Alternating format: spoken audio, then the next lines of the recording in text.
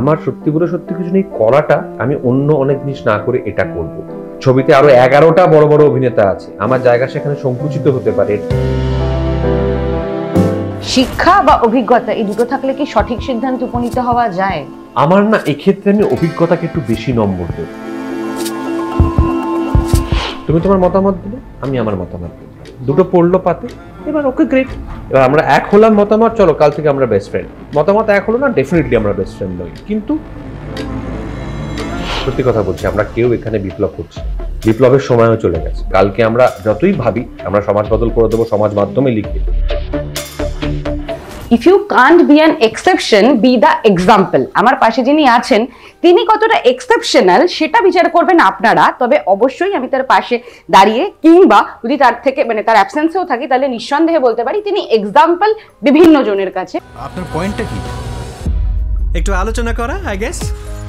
তোমার কাছে তুমি এক্সেপশনাল হওয়ায় বেশি বিশ্বাসী না এক্সাম্পল সেট করায় বেশি বিশ্বাসী?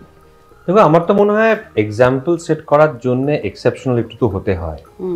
সেই এক্সেপশনালটা এক একজন এক এক রকম ভাবে হয়। তো আমি যদি আদৌ কিছু মানুষের কাছে এক্সাম্পল হয়ে থাকি, উদাহরণ হয়ে থাকি, যদি 5টা-6টা লোক হয়, তাহলে হয়তো বা সামান্য কিছু এক্সেপশনাল ছিল কোয়ালিটি আমার মধ্যে। আমার কথা শুধু বলছি না, যে কোনো লোক যারা বিভিন্ন মানুষের কাছে উদাহরণস্বরূপ হয়ে থেকেছেন তাদের মধ্যে নিশ্চয়ই কিছু এক্সেপশনাল কোয়ালিটি ছিল, যে কারণে তারা এক্সাম্পল বা উদাহরণ হয়ে থেকেছে। পরমদা, গড্ডালিকা প্রবাহে গা ভাসানোর একটা সময় তো, যদি কেউ হ্যাঁ বলছে এবং একদল লোক যদি হ্যাঁ বলে সেখানেই বেশিরভাগ লোক হ্যাঁ বলে, এরকম একটা সময় ওই তোমার চরিত্রের মতনই এক্সেপশনাল হয়ে একটা অন্য কথা বলা, অন্য স্রোতে যাওয়া কতটা কঠিন বা সহজ? এটা হচ্ছে আমার মনে হয় যেটা আমাদের ছবিটার নাম সত্যি বলে সত্যি কিছু নেই, সেইটার ক্ষেত্রে আজকের সময় দাঁড়িয়ে কথাটা এতটা সত্যি, এবং তার সঙ্গে তুমি যে প্রশ্নটা করলে তার যে এত নিবিড় ঘনিষ্ঠ যোগাযোগ, সেটা কারণটা হচ্ছে এটা যে আজকের সময়ে সমাজ মাধ্যমের সময় দাঁড়িয়ে না সত্যিটা কি সেগুলোর সমস্ত রকমের বেড়া সবকিছু মুছে গেছে। কোনটা ভালো কোনটা খারাপ, কোনটা শালীন কোনটা অশালীন, হ্যাঁ সত্যি সবকিছু ঘেঁটে গেছে আর কি। হ্যাঁ, আসলে সত্যি কথা জিনিসটা উভলিঙ্গ, তো তাই ওর পুং হরমোনগুলো খুব ছটফট করতে আরম্ভ করেছে। সত্যি কি আমরা সত্যি জানার চেষ্টা করি না, আমরা একটা জিনিসকে সত্যি বলে মান্যতা দিই যদি দেখি সেই সত্যিটা একটা বড় অংশের মানুষের কাছে জনপ্রিয়তা লাভ করছে। তখন তুমি যে চ্যানেলে কাজ করো তারাও, কোনো সংবাদ মাধ্যম, সেটা ছাপার অক্ষরে সংবাদ মাধ্যম হোক, ইলেকট্রনিক হোক কি অনলাইন হোক, তারাও, এবং সমাজ মাধ্যমের কোটি কোটি কোটি কোটি কোটি কোটি মানুষ সবাই তখন সেই সত্যিটাকে সত্যি ধরে নিয়ে সেটা নিয়ে 4-5 দিন 6 দিন 7 দিন 12 বেশি সময় ধরে সেই তার উষ্ণতায় নিজেদের গা সেঁকবার জন্য সবাই দৌড়ন আর কি। সেটা সত্যি কি কেউ ভাবেন যে সেই কথাটা কি ঠিক বলছে, কথাটা কি সত্যি, হ্যাঁ নাকি একবার যাচাই করার দরকার নেই? হ্যাঁ, যে কারণে আজ থেকে আমরা 10 বছর আগে ভেবেছিলাম, 10 বা 15 বছর আগে যে ফ্যাক্ট ফাইন্ডিং অর্গানাইজেশনের প্রয়োজন পড়বে, কখনো। আজকে একটা অল্ট নিউজ আছে, আজকে একটা ফ্যাক্ট চেকার্স আছে, আজকে প্রতিটা দেশে সারা পৃথিবীতে প্রচুর ফ্যাক্ট ফাইন্ডার্স আছে। কেন প্রয়োজন পড়ছে? তার কারণ লোককে বলতে হচ্ছে না, এই যে ছবিটা শেয়ার করা হচ্ছে অমুক জায়গায় অমুকদের ওপর অত্যাচার করা হয়েছে বলে, এটা ওখানকার ছবি নয়, এটা আজ থেকে 7 বছর আগে অমুক ঘটনায় তমুক হওয়া একটা ছবি।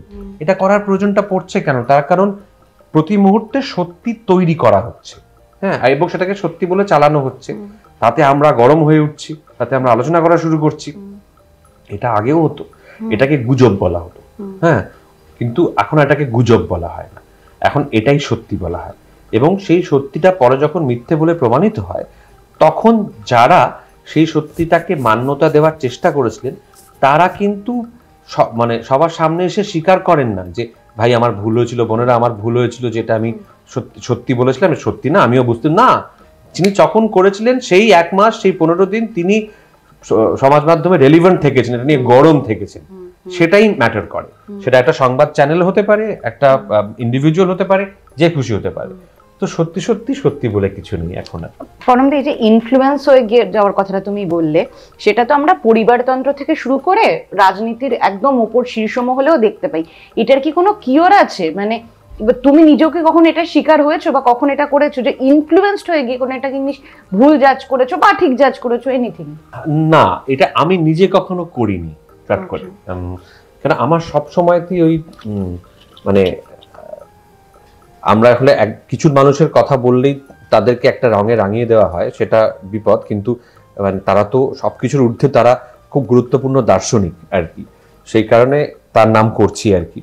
এটা হচ্ছে মানে নিঃসন্দেহে কার্ল মার্কস একজন গত মানে 500 বছরের সব থেকে গুরুত্বপূর্ণ 10 জন দার্শনিকের মধ্যে একজন, উপরের দিকের একজন থাকবেন। তো ওই কার্ল মার্কসের একটা বিখ্যাত উক্তি আছে, ডাউট এভরিথিং। হ্যাঁ, তো সেইটা আমি খুব অল্প বয়সে থেকে সেটাকে আমি বিশ্বাস করি। তো সেই কারণে একটা কিছু কেউ বললো যে কাকে কান নিয়ে গেল, হ্যাঁ, এইটা বলা মানেই কিন্তু কাকে কান নিয়ে যায়নি। এইটা খুব ছোট বয়স থেকে আমি চেষ্টা করেছি আগে একটু দেখতে, দেখি তো কানটা আছে, এটা কি কানই তো, নাকি এটা সত্যি নিয়ে গেল, না আছে তো আছে, এটা কি অন্য কেউ কান লাগিয়ে দিয়ে গেছে নাকি। মানে এই প্রসেসটা আমার, অন্তত আমি যেভাবে বড় হয়েছি তাতে আমার মনে হচ্ছে এই প্রসেসটা যে কোনো জিনিসের ক্ষেত্রে এটা প্র্যাকটিস করা প্রয়োজন।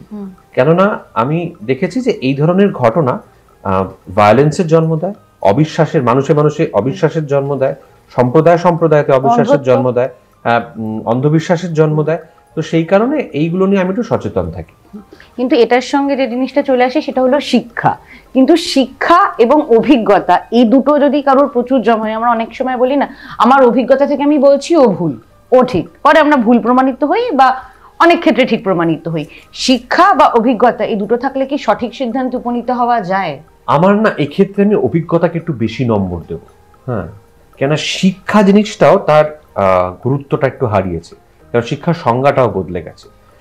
আমরা যে সময়টা ধরে বড় হয়েছি, যে সময়টা শিক্ষিত বলতে আমরা যা বুঝতাম সেটা এখন শিক্ষিত সংজ্ঞা আর নয়।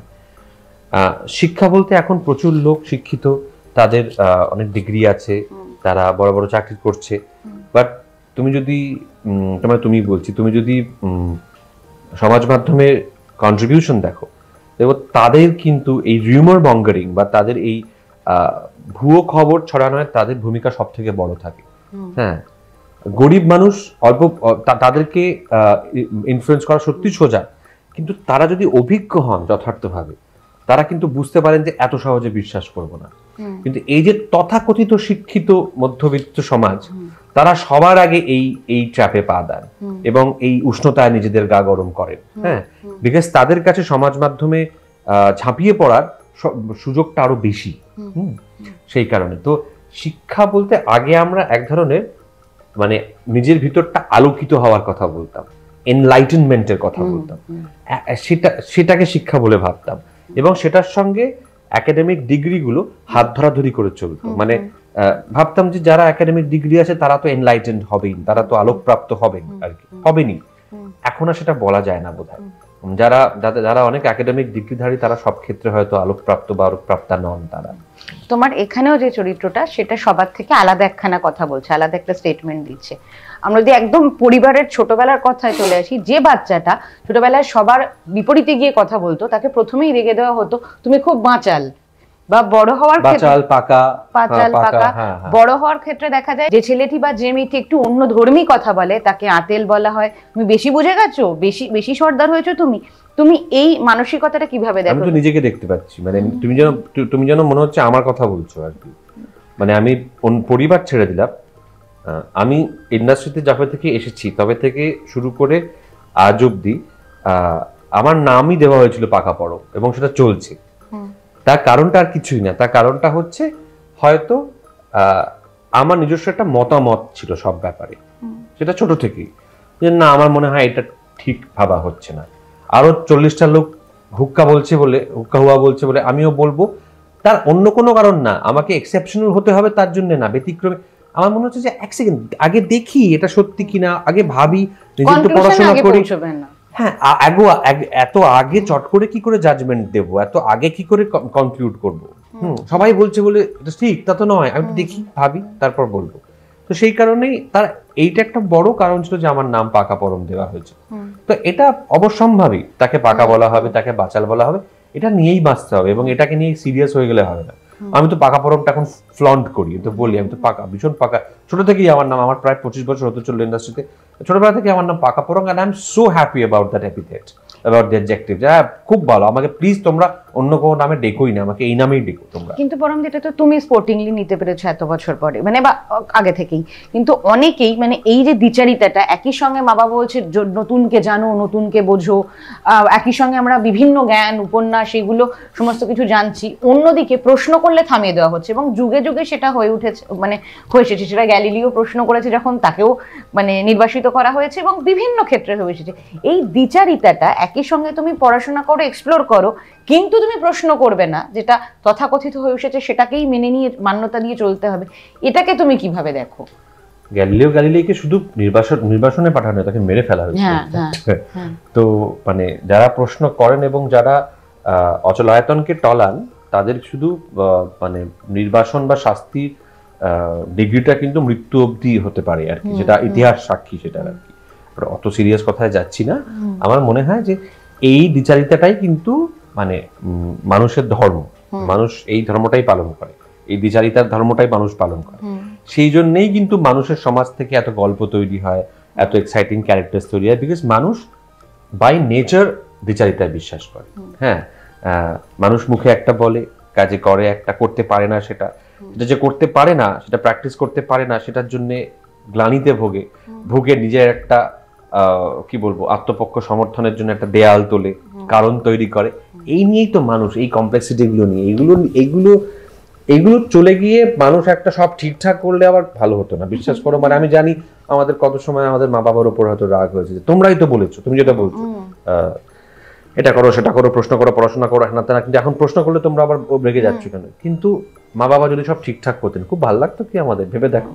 এই জটিলতাগুলো নিয়েই মানুষ। তবে যদি বলা হয় জীবনের ক্ষেত্রে আমরা বড় হয়ে যে জায়গাটাই তৈরি হয়, সেখানে তো শুধু মা বাবার ভূমিকা থাকে না, সমাজ, বন্ধু বান্ধব, প্রাতিষ্ঠানিক শিক্ষা, সবগুলোরই গুরুত্ব থাকে। যদি তোমাকে ব্যক্তিগত জীবনে বলা হয়, বেশ কিছু বন্ধু আমরা পাই যারা আমাদের সমস্ত ভুলকেও পাশ থেকে বলে বাবা ঠিক করেছিস, ঠিক করে, আরে ছাত্র। আবার বেশ কিছু বন্ধু দাঁড়িয়ে বলে ওয়েট, তুই এটা ভুল করেছিস, অন্যায় করেছিস, হয়তো সবার সামনে বলতে পারিনি, কিন্তু এটা অন্যায় করেছিস। তোমার জীবনে এই বন্ধু সংখ্যাটা বা এডিটেড বন্ধু সংখ্যাটা কবে থেকে তুমি বাঁচলে? খুব খুব খুব ইম্পর্টেন্ট কোয়েশ্চেন। আমি জানি আমরা সত্যি কিছু নিয়ে কম কথা বলছি, but Sreetama, thank you for asking this question. এটা ব্যক্তিগতভাবে তোমাকে আমি বলছি, এটার একটা একদম ওয়াটারশেড মোমেন্ট, এটা বুঝতে পারাটা, যারা আমার বন্ধু, যারা আসলে আমার মোসাহেব কিনা। বন্ধু আর মোসাহেবের মধ্যে ফারাকটা করতে শেখাটা প্রচন্ড গুরুত্বপূর্ণ, আমি বলবো এটা। এবং এই বোঝাটা আসলে ইউজুয়ালি মানুষ বোঝেন তাদের সব থেকে খারাপ সময়টাতে। তো আমি একদম এখনো অবধি আমার গত 22-23 বছরের সব থেকে খারাপ যেসব ফেজটা বলে আমি মনে করি, আমি সেই ফেজটাতে এটা একদম রিয়েলাইজ করেছিলাম যে আচ্ছা, তাহলে এরা কোথায় ঠিক, আচ্ছা এরা ঠিক বন্ধু নয়, আচ্ছা আচ্ছা।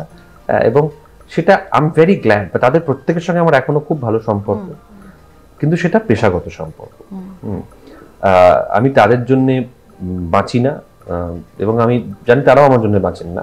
আমি আমার জন্য বাঁচি, আমার যাদেরকে, সেটা যদি দুটো মানুষ হয়, তিনটে মানুষ হয়, যারা আমার সত্যিকারের বন্ধু, যারা আমার জন্য সত্যিকারে ভাবে, যাদের জন্য আমি সত্যিকারের চিন্তিত থাকি, তাদের জন্য বাঁচি। হ্যাঁ, তো এটা আমি ওই 2015-16 সাল নাগাদ একদম ওই ফেজটা আই রিয়েলাইজ দ্যাট আচ্ছা এই ফারাকটা আমায় টানতে হবে, যে কারা আমার পরিচিত আর কারা আমার বন্ধু। এই লাইন টানতে গিয়ে অধিকাংশ ক্ষেত্রে দেখা যায় ঠকবাজতে গা উজাড় হয়ে গেছে। দেখা যায় 99 লোক পরিচিত, একটা লোক বন্ধু, তাহলে তাই সত্যিটা মেনে নিতে হবে, কিছু করার নেই। বেশ, যদি এবার কিন্তু খুব ইম্পর্টেন্ট হচ্ছে যে সেই পরিচিতদের সঙ্গে সৌহার্দ্য সৌজন্য বজায় রেখে চলতে পারাটাও হচ্ছে একটা আর্ট আর কি। মানে আমি রিয়েলাইজ করলাম যে আচ্ছা আমার বন্ধু না, কাল থেকে তাদের থেকে মুখ ফিরিয়ে নিলাম, তাতে কিন্তু বিপদ আরো বাড়বে বই কমবে না। তাদের সঙ্গে সৌহার্দ্য এবং সৌজন্য একদম আগের মতোই বজায় রাখতে হবে, ভিতরে এই উপলব্ধিটা থাকতে হবে যে না, এটা ওই 99 জনের মধ্যে পড়ে। পরন্ত এই যে সৌহার্দ্য এবং সৌজন্যের কথাটা তুমি বললে, এটা তো তোমার ব্যক্তিগত স্তরের কথা, কিন্তু বর্তমান রাজনৈতিক বা সামাজিক স্তর যদি বলা হয় যে আমরা কতটা, বা সমাজ জীবনে তুমি কতটা দেখতে পারো যে অ্যাকসেপ্টেবিলিটি অফ ডিফারেন্সেস কতটা কমেছে, বেড়েছে, নাকি আগেও ছিল এখন বেশি প্রকট হচ্ছে? আগেও ছিল, এখন বেশি প্রকট হচ্ছে। আমার ভীষণই মনে হয় যে the boycott of the cancel culture এটা এখন পিকে উঠেছে, এবং সব তরফেই। আমার উল্টো দিকের মানুষটা বসে আমার সম্পূর্ণ উল্টো কথা বলতে পারে, আমার মতামত, আমার আদর্শ, আমার সমাজ ভাবনা, বিশ্ব দর্শনের সম্পূর্ণ পরিপন্থী হতে পারে। আমি তাকে বাড়িতে ডেকে নিয়ে গিয়ে তার সঙ্গে খাওয়া দাওয়া করবো না, তাকে আমি আমার বাড়ির প্রিয় পাত্র পাত্রীর সঙ্গে বিয়ে দেবো না, মানে আমি তাকে আত্মীয়তায় তাকে জড়াবো না হয়তো, হ্যাঁ, বা তাকে আমি আমার বেস্ট ফ্রেন্ড বলবো না, বাট তার সঙ্গে সামাজিক পরিসরে দেখা হলে তার কথাটা শুনতে পারাটা, তার কথাটা ধৈর্য ধরে শোনা, সেটা বোঝার চেষ্টা করা, বিশ্বাস করতে হবে না, বাট তার পয়েন্ট অফ ভিউটা বোঝার চেষ্টা করা, এবং শালীনতা সৌহার্দ্য বজায় রেখে তার সঙ্গে তার বিরোধিতা করা, এই সবটা একসঙ্গে করতে পারাটা খুব জরুরি, যেটার মাত্রা সব তরফে, লাইনের এপার ওপার মধ্যে যারা আছেন সব তরফে সবাই এই মাত্রা বোধটা কোথাও একটা হারিয়েছেন বলে আমার মনে হয়। পরন্ত এই যে যুক্তিপূর্ণ আলোচনা, এটার জন্য যিনি এই দুপক্ষেরই বা একটা পক্ষের অ্যাটলিস্ট সময় নেওয়াটা দরকার এবং ধৈর্যটা দরকার, যে মানুষটাকে বোঝাচ্ছি, কথাটা বলছি, সেই ধৈর্যশীলতা তুমি নিজেকে কত নাম্বার দেবে, বা কখনো কি হয়েছে মানে ধৈর্য ধরে বোঝাতে গিয়ে ফেল করেছো যে ওয়েস্টেজ অফ টাইম? না, আমি তো বোঝাতে যাব না। দেখো, আমি কিন্তু কাউকে চাই না যে মানে একজন একটা কথা বলছেন, আমি তাতে রিয়াক্ট করলাম, হ্যাঁ, তাতে আমি আমার দ্রুত যুক্তি দিয়ে রিয়াক্ট করলাম, তাতে যদি সে লোকটা কনভিন্সড হয় খুব ভালো, যদি না হয় তার প্রবলেম বা তার ব্যাপার, তো আমি তো তাকে এক্স্যাক্টলি এই কথাটা কিন্তু আমার চরিত্রটি সত্যি বলে সত্যি কিছু নিতে বলে, যে আলোচনা করছি তো আমি তো বলছি না আপনাকে আমার কথা বিশ্বাস করতে হবে, কিন্তু আমার বক্তব্যটা হচ্ছে we need to discuss before উল্টো দিকের লোকটার কথাটা উড়িয়ে দেওয়ার জন্য। মতামতটা তো ভিন্ন হতে পারে একটা লোকের, সেটা শুনতে পারতে হবে, হ্যাঁ, সেটা মানে বামের কথা ডানকে শুনতে পারতে হবে, ডানের কথা বামকে শুনতে পারতে হবে, মধ্যের কথা বাম ডান দুজনকে শুনতে হবে, ডান বাম দুজনকে মধ্যের কথা শুনতে পারতে হবে, কথাটা তো শুনতে হবে আগে, ঠিক আছে, আলোচনা তো করতে হবে, না করলে তো উপায়, তাহলে আর আমরা নিজেদের ইভলভড সিভিলাইজ মানুষ বলছি কেন, যদি আমরা আলোচনা করতে না পারি, ডিসকাস না করতে পারি। আমার তোমাকে বেস্ট ফ্রেন্ড বানাতে হবে না, তোমার কথায় আমার কনভিন্সড হতে হবে না, আর মানে তুমি সেটা চেষ্টা করো না, আমিও চেষ্টা করি তোমাকে কনভিন্স করতে, but hear me out because I will hear you out, এটা হচ্ছে মোদ্দা কথাটা। তো কনভিন্স করাটা সবসময় চেষ্টা না, যদি তুমি আমায় কনভিন্স করতে পারো তার মানে তোমার কথায় দম আছে, আমি যদি তোমায় কনভিন্স করতে পারি আমার কথায় দম আছে, সেটা দেখা যাবে, কিন্তু সেটা কিন্তু মূল লক্ষ্য নয়। লক্ষ্যটা হচ্ছে যে তুমি তোমার মতামত দিলে, আমি আমার মতামত দিলাম, দুটো পড়লো পাতে, এবার ওকে গ্রেট, এবার আমরা এক হলাম মতামত, চলো কাল থেকে আমরা বেস্ট ফ্রেন্ড, বা নাও হতে পারি, মতামত এক হলো না, ডেফিনেটলি আমরা বেস্ট ফ্রেন্ড নই, কিন্তু তাহলে দেখা হলে খোঁজ নেবো না কেমন আছেন, বা বিপদে পড়লে যেটুকু সাহায্য করতে পারি সেটা করবো না, মানুষ হিসেবে হতে পারে, সেটা এটাই হচ্ছে বক্তব্য। কিন্তু এই যে word is the best weapon আমরা কথায় বলে থাকি, কিন্তু যে এই যদি একদম ছবির কথায় আসি, যে তোমার বিপরীতে এতজন মানুষ আছে, সেখানে তারা একটা সুর তুলছে আর একটি মানুষ দাঁড়িয়ে একটি কথা বলছে, এই সময় দাঁড়িয়ে যেখানে মানে একটা রং চাপিয়ে দেওয়ার একটা প্রবণতা আছে, তুমি সিপিএম করো না তো তৃণমূল করো, তৃণমূল করো না তো বিজেপি করো, এটা একটা জিনিস চাপিয়ে দেওয়ার প্রবণতা, সেখানে এই গলা তোলার মানুষটা এবং ওই দৃঢ়চেতা হয়ে নিজে যেটা বলছি আমি আমার ওই কথাটা স্টিক করবো শেষ অব্দি, নো ম্যাটার হোয়াট হ্যাপেন, এই মানুষগুলো কতটা দেখতে পাও তুমি? খুব কম, যে কারণে সেই রকম মানুষগুলো যখন দেখতে পাই তাদেরকে খুব কাছে রাখার চেষ্টা করি, তাদের সঙ্গে যোগাযোগ রাখার চেষ্টা করি, মাঝে মাঝে মরুদ্যানের মতো তাদের কাছে যাই, খুব কম।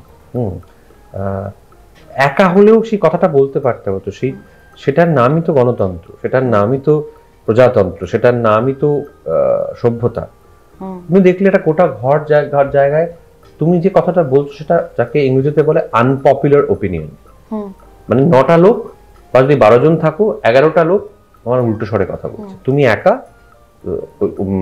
একটা পয়েন্ট বলছো। এবার 3টে অপশন হতে পারে, তুমি দেখলে আচ্ছা বাবা এখানে আলোচনা করে লাভ নেই, আমি চুপ করে যাই, অপশন 1। অপশন 2, তুমি সবার প্রিয় হতে চাইলে, তাই বললে না না না আমি ভুল বলছিলাম আর তোমরাই ঠিক বলছো। অপশন 2। অপশন 3, তুমি বলে না আমি এখনো মনে করি তোমরা 11 জন বলছো, কিন্তু আমি 12তম লোকটা হয়ে বলছি যে এটা আমি মানি না, এটা আমি এগ্রি করছি না। এইখানে ওই একের গুরুত্বটা ভীষণ ইম্পর্টেন্ট হয়ে দাঁড়ায়। একটা স্বরও কিন্তু ইম্পর্টেন্ট, একটা কথাও কিন্তু ইম্পর্টেন্ট, একজনের নাও কিন্তু ইম্পর্টেন্ট 11টা হ্যাঁ এর পর, বা উল্টো ভাবে দেখতে গেলে 11টা না এর পর একজনের হ্যাঁও কিন্তু ইম্পর্টেন্ট। সো সেটাও ম্যাটার করে। এই একটা মানে লাস্ট রেসিডুয়াল যে ভয়েস সেটাও কিন্তু ইম্পর্টেন্ট। আবার এই পুরো জিনিসটার পাশে দাঁড়িয়ে চলে আসে বাইস্ট্যান্ডার এফেক্ট, যে যা হচ্ছে বাবা আমি দূর থেকে দাঁড়িয়ে ফেন্সিটার আমি দেখি ঠিকই তো আছে বাবা থেকে। এবার অধিকাংশ আমরা তাই করি, কিন্তু অন্তত ব্যক্তিগত পরিসরে যাতে সেটা মানে স্পিডকে স্পিড বলা যায়। আমরা তো কেউ কালকে সত্যি কথা বলছি, আমরা কেউ এখানে বিপ্লব করছি না। হ্যাঁ, বিপ্লবের সময়ও চলে গেছে। ঝাঁপিয়ে পড়ে কালকে আমরা যতই ভাবি আমরা সমাজ বদল করে দেবো সমাজ মাধ্যমে লিখে, সমাজ মাধ্যম দিয়ে সমাজ বদল হয় না, কোনোদিন হবেও না। হ্যাঁ, আমরা লিখে সোশ্যাল মিডিয়ায় মিসাইল ছুড়তে পারি একের পর এক, তাতে কিচ্ছু হবে না। সো আমরা নিজেদের মতামতটা পেশ করতে পারি। আমি সোশ্যাল মিডিয়ায় মতামত পেশ করার পুরো বিশ্বাস করি না, বিশেষ করে সামাজিক রাজনৈতিক মতামত। আমি দেখেছি এটা অযথা মানুষকে আলোচনা করার এবং পয়েন্টলেস ডিসকাশন করার পরিসর তৈরি করে দেওয়া হয়। তার থেকে আমি বরঞ্চ ব্যক্তিগত পরিসরে ওয়ান অন ওয়ান সিচুয়েশনে বা বাই ওয়ান অন ওয়ান আমি মিন করছি ফিজিক্যাল সিচুয়েশনে আমি আড্ডা মারবো, তর্ক করব, কথাবার্তা হবে বা মেসেজে কথা বলবো কারোর সঙ্গে, যে তোর এটা মনে হয় তাই, আচ্ছা আমার এটা মনে হয় না, দ্যাট ইজ প্রেফারেবল। বাট তুমি ঠিকই বলেছো, এটা জন্য ধৈর্য লাগে, যে ধৈর্যটা মানুষের ভীষণ কম এখন, কারণ মানুষ এই মুহূর্তে 30 সেকেন্ডের রিলটাকে সিনেমা মনে করছে।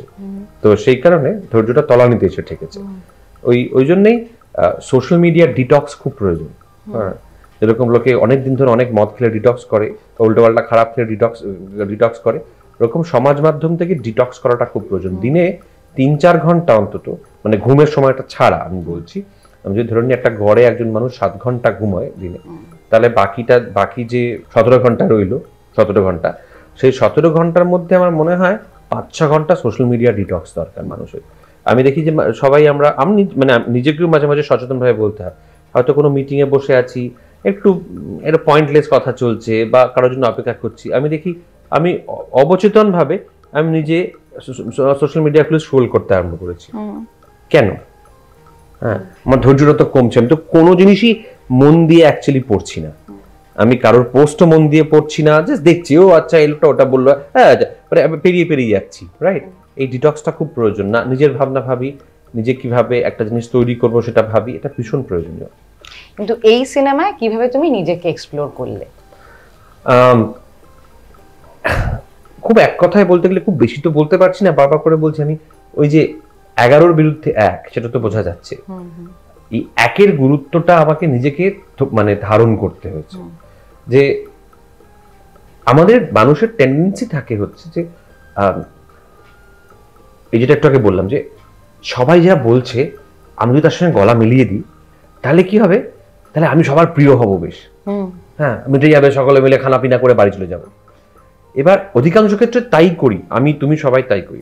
কিছু কিছু ক্ষেত্র থাকে যেখানে বলতে না আমি এটাতে এগ্রি করছি না। তার মানে কি? তার মানে তুমি তোমার সময় নষ্ট করবে কেন, তারা জিজ্ঞেস করবে কেন এগ্রি করছিস না কেন বল। এবার তারা যদি তোমার অপ্রিয় হয়ে যায়, এবার এরম একটা, বা তুমি যদি তাদের কাছে অপ্রিয় হয়ে যাও, এবার এরম একটা সিচুয়েশনে যেখানে 12 জন জুরি বলা যেতে পারে বসে আলোচনা করছেন, সেখানে একে অন্যের সঙ্গে ব্যক্তিগত সম্পর্ক না থাকার একটা সুবিধে, বিকজ একে অন্যের কাছে প্রিয় অপ্রিয় না হওয়াটা, মানে হওয়া বা না হওয়াটা এসে যাচ্ছে না কিছু খুব একটা। তো সেটা একটা ইন্টারেস্টিং জায়গা অবশ্যই এটার ক্ষেত্রে। তো তাতেও একা দাঁড়িয়ে নিজের গলাটা শটান করে নিজের কথাটা বলতে পারাটা, এটা একটা থেরাপিউটিক প্র্যাকটিসের মতো ছিল আমার কাছে আর কি। এটা আমার, যেমন আমি অনেক সময় নিজেকেও নিজে বলে দরকার নেই এখানে এতক্ষণ টানতে হবে আলোচনাটা, এটা করতে গিয়ে আমিও কিন্তু আস্তে আস্তে কোথাও একটা এই বিশ্বাসী হয়েছে যে না, এরপর থেকে না, যদি কোনো জিনিসে আমি ডিসএগ্রি করি, আমি সব এক ঘর লোকের মধ্যে দাঁড়িয়ে কিন্তু আমার কথাটা আমি বলে যাব। এটা থেরাপিউটিক একটা এক্সারসাইজ ছিল। দ্বিতীয় হচ্ছে যে আমার বেশভূষা, আমার আচার আচরণ যেরকম গোটা ছবিটাতে, সেটা একটু বিশেষ, একটু স্পেশাল। এই অবতারে এখনো অবধি আমায় কেউ কখনো দেখেনি, এটুকু বলতে পারি। সেটা আমার কাছে খুব এক্সাইটিং। আমি দেখতে চাই যে দর্শকরা এতে কিভাবে রিয়্যাক্ট করছেন। কেননা কিছু বিশেষ চরিত্র করার জন্য যাতে আমাদের তো 2 ঘন্টাই সময় পাই আমরা, তো তার মধ্যে কিছু প্রোটোটাইপস, কিছু স্টিরিওটাইপসকে তোমাকে ইউজ করতে হয়। এবার কেউ বলতে পারে এত স্টিরিওটাইপের মতো তুমি করে দিলে, বাট সেই স্টিরিওটাইপটা ইউজ করতে হয় কারণ আমার কাছে তো স্টিরিওটাইপটা যে নয় লোকটা, এটা বোঝানোর জন্য আমার 20 ঘন্টা লাগবে। 20 ঘন্টা তো নেই, আমার 2 ঘন্টাই আছে। আমার তো অল্প সময়ের মধ্যে মানুষ অবধি পৌঁছে দিতে হবে ইনফরমেশনটা, যে এ কি, কেন এবং কিভাবে।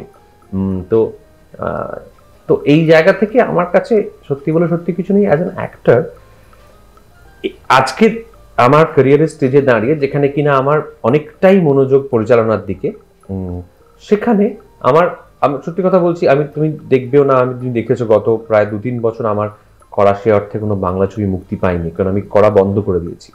2025-এ অনেকগুলো ছবি মুক্তি পাবে, তার মধ্যে অনেকগুলো আমার নিজের বানানোও বটে অ্যাকচুয়ালি। কিন্তু আমার সত্যি বলছি, আমি অভিনয়ের ক্ষেত্রে এখন আমি একটু খুব সচেতন হয়ে গেছি। আমার যে কোনো একটা আমি মানে অভিনয় করার একটা প্রস্তাব আমি করে দিলাম, আমার এটা করতে ইচ্ছেও করে না, খুবই এনজয় করি তাও নয়, কেননা আমি আরো অনেকগুলো জিনিস করি এবং সেগুলো খুব মন দিয়ে করি, ভালোবাসি সেগুলো করতে। পরিচালনাটা বিশেষ করে প্রচন্ড আদর করে করি আর কি। তো সেই কারণে আমি একটু ভেবেচিন্তে অভিনয় করি। তো এখন সেই জায়গা থেকে আমার সত্যি বলে সত্যি কিছু নেই করাটা, মানে একদম ওই জায়গা থেকেই, কিন্তু যে আমি অন্য অনেক জিনিস না করে এটা করব। ছবিতে আরো 11টা বড় বড় অভিনেতা আছে, আমার জায়গা সেখানে সংকুচিত হতে পারে, এটা জেনেও করা। তার কারণটা হচ্ছে ইট ওয়াজ এক্সাইটিং। যখন ঝোলানো হয় ফাঁসিতে, তখন ছেলেটি 2টি পা ছটপট ছটপট করতে থাকে, লটকে যায়, তার হিসি পটি হয়ে যায়। আমি খুন করে দেব তোকে বাঞ্চুর ছেলে। এই ছবিতে অভিনয় করাটা অভিনেতা হিসেবে আমাকে অনেকটা দিয়েছে। শেষ একটাই প্রশ্ন করবে, এখানে ওই যে 11 জনের মধ্যেই যেহেতু তুমি বসে আছো, যদি ব্যক্তি জীবনে কোনো একটা জায়গায় যে তোমাকে একটা নিয়ম ভাঙার জন্য সেই নিয়মে থাকতে হয়েছে, এমন একটা কিছু ঘটনা যদি শেয়ার করো। এভরিথিং। নিয়ম ভাঙার জন্য আগে নিয়মটাকে জানতে হয়। একটা কনস্ট্রাক্টকে ভাঙার জন্য, একটা ধারণাকে ভাঙার জন্য আগে ধারণাটার আগাপাশটা জানতে হবে, তো তবে না তুমি ধারণাটাকে ভাঙবে। তাই জানবে কি আগে থেকে ধারণা ভাঙি। একটা প্রতিষ্ঠানকে ভাঙার জন্য, একটা অচলায়তনকে টলানোর জন্য, চলো অচলায়তন টলিয়ে দিই। আরে তোমাকে তো জানতে হবে অচলায়তনটা কি দিয়ে তৈরি, তাতে কি চুনসুর কি ইউজ হয়েছে না সিমেন্ট ইউজ হয়েছে, তাতে মোজাইক মেঝে আছে নাকি মার্বেল, তাতে ইতিহাস জানতে হবে, তবে না তুমি ওটাকে অ্যাটাক করতে পারবে। হ্যাঁ, তো সেটা সব সময়তে আমার মনে হয় যে জিনিসটার তুমি চ্যালেঞ্জ করছো, সেই জিনিসটার ইতিহাস, ভূগোল, তার পুঙ্খানুপুঙ্খ জানাটা সবার আগে প্রয়োজন। ওটাকে না জেনে তুমি ওটাকে ভাঙতে পারবে না বা চেঞ্জ করতে পারবে না। বেশ, তো নিয়ম চেঞ্জ হবে কিনা জানি না, আমরা আশা রাখতে পারি। তো সেই আশাকে যদি দর্শকদের একটু বলে দাও সিনেমাটা হলে এসে দেখার জন্য। সত্যি বলে সত্যি কিছু নেই, আমি যেটা বললাম, আমার কাছে একটা অভিনেতা হিসেবে একটা খুব বিশেষ একটি ছবি। সেটা কেন বলছি সেটা টিজার ট্রেলার দেখে হয়তো কিছুটা বুঝতে পেরেছেন, আর ছবিটা দেখলে আরো বুঝতে পারবেন। ছবিটা প্রচন্ড উত্তেজনা মানে ভর্তি একটা ছবি, প্রতি মুহূর্তে তার উত্তেজনা এবং একটা থ্রিল থাকে, শেষ অবধি টান টান উত্তেজনা থাকে। এবং 12 জন অভিনেতার, আমি নিজেকে ইনক্লুড করে বলছি, এরকম পারফরমেন্স একসঙ্গে এসে আমার মনে হয় না সাম্প্রতিক সময় আমরা দেখেছি সেই জিনিসটা। তো যারা আমার মনে হয় বিশেষ করে যারা নাটক দেখতে পছন্দ করেন, আমি জানি বাঙালি নাটক দেখতে পছন্দ করে, কোনো ভালো নাটক হলে একাডেমি হোক, মধুসূদন মঞ্চ হোক, উত্তম মঞ্চ হোক, অহিন্দ্র মঞ্চ হোক, হল খালি যায় না, তাদের না এই ছবিটা দুর্দান্ত ভালো লাগবে বলে আমার পার্সোনালি বিশ্বাস। আসবেন 23শে জানুয়ারি থেকে বড় পর্দায়। তোমার ঘরে বসত করে কয়জন মনে জানো না, তোমার ঘরে বসত করে বলিউডের latest update, gossip and entertainment পেতে সাবস্ক্রাইব করুন শুধুমাত্র সিটি সিনেমা, আর ফলো করুন সিটি সিনেমার Instagram, Facebook, Twitter and ShareChat page.